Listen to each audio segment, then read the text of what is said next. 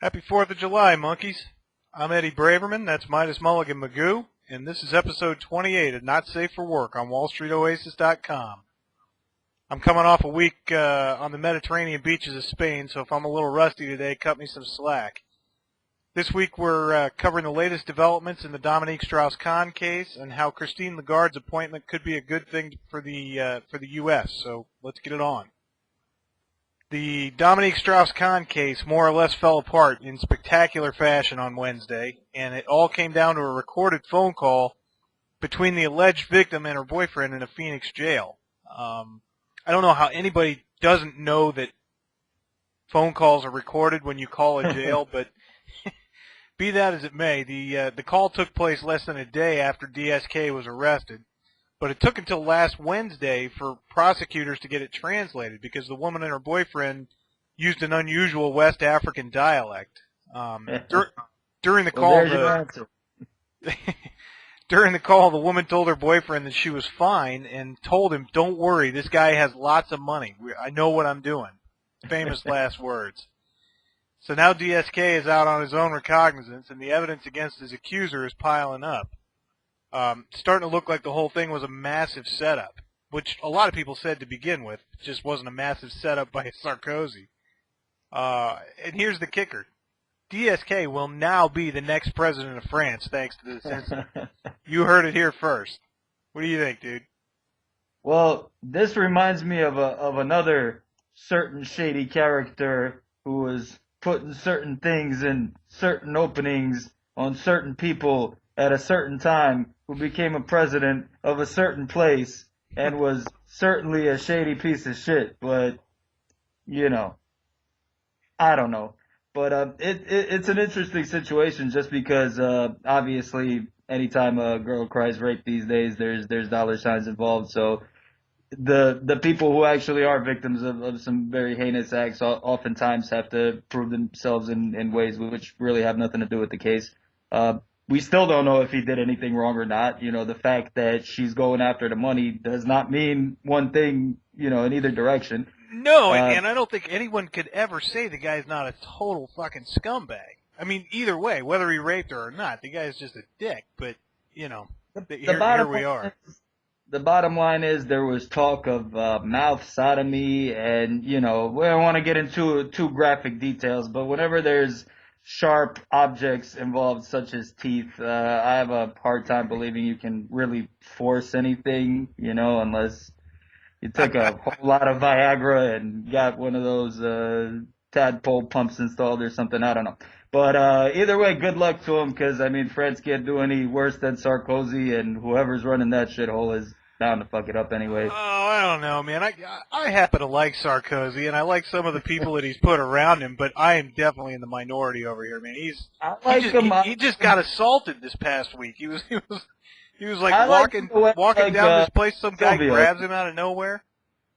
So well, hey, that's what happens. They hate him here. Whenever you run an Islamic state like France, you know, you got to worry about people chucking shoes at you every day, you know, and whenever you vacation in Spain too much, you risk getting fucked like Rafael Nadal a little too hard. So I hope. Ow. You see him crying? Did anybody else see that? He was crying after a tennis match. Was he? Anyway. Oh, hell, man. I mean, it's Wimbledon, right? It's the show. Anyway, speaking of France, Christine Lagarde takes over the IMF tomorrow. And it's one of those rare occurrences where someone who is actually competent rises to a position of political power in this world. For those who don't know, Lagarde, she's a really sharp lady who was the French Minister of Finance until last week.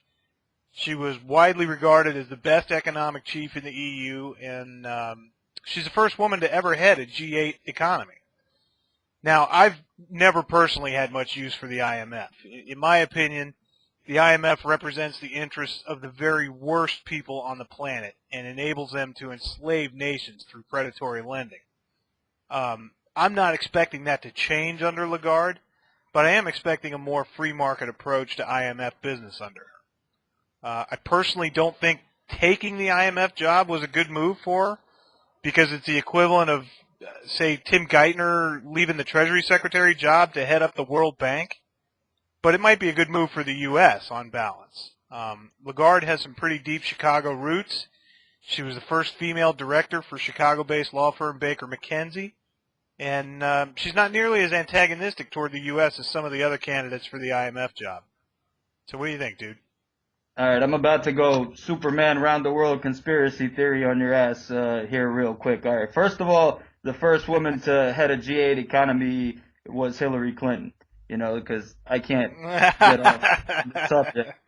But second of all, I really don't see how much it is in the U.S. for anybody powerful to be connected to Chicago, considering that it is the cesspool, cesspot, piss spot of American socialism and is now run by yet another person deeply and intimately connected to Obama, who himself is deeply and intimately connected to the Clintons and the same goddamn. Right. I'm not supposed to talk about that. I won't go there.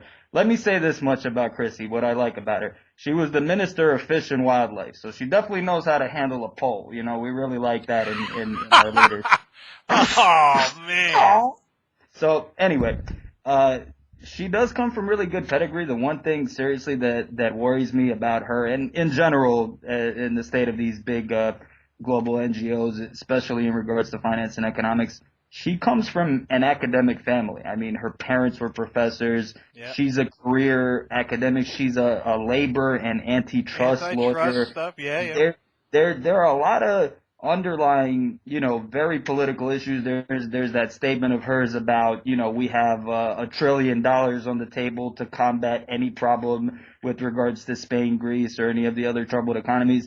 There are a lot of attitudes in general, obviously we know in Europe, especially in France, that lean a little bit far to the left in terms of economic theory. And it just worries me that, again, we're not appointing somebody to a very, very important finance world position who has finance experience. I mean, PhDs are cool. Experience with law firms is good. That's all tangential. But again, I'm worried about the fact that she doesn't really have the experience. I know she was a finance minister, but people kind of underestimate how much of a political position that is. And again, I would just like. True. She was an appointee. No doubt about it.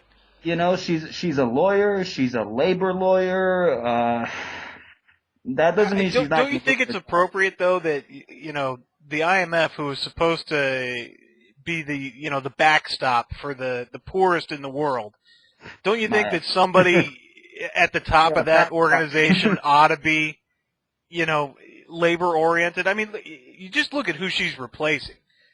I mean, that guy is a dyed-in-the-wool socialist. Now, I mean, he's definitely a limousine type socialist, but Politburo's got a party. It wouldn't be the Communist Party without the party, right? Right.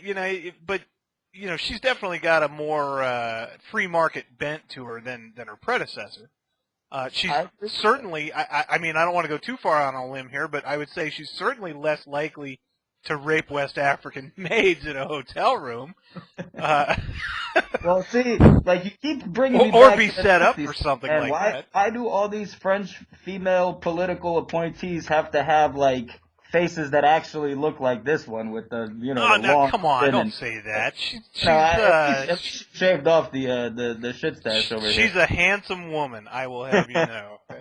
She has a powerful jawline, which will help very much in governance. If you can't tell, I'm a fan. I think it's probably the world is a little better off with her there. Probably not a whole lot, but maybe a little bit.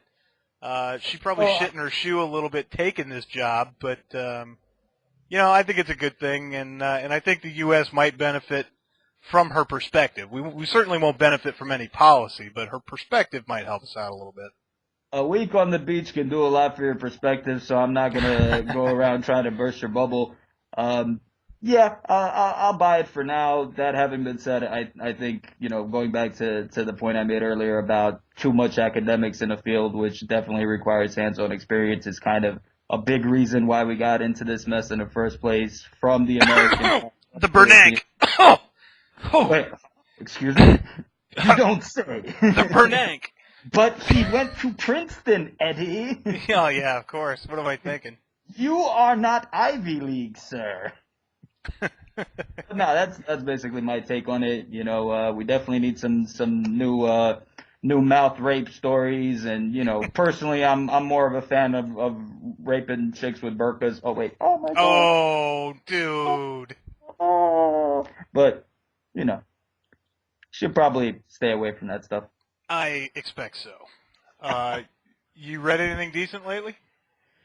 Man, I have a book here, but I can't find it, and I don't remember the exact title, so I'm gonna let you have this one all to Wow. yourself. Must be a real page turner.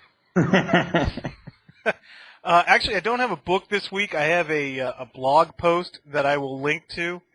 It's a 4th of July blog post written by James Altucher. You can or Altucher, however he pronounces it. You can tell I'm kind of a fanboy, but this is one of the really, really good ones. And he puts forth the case that we no longer need Congress.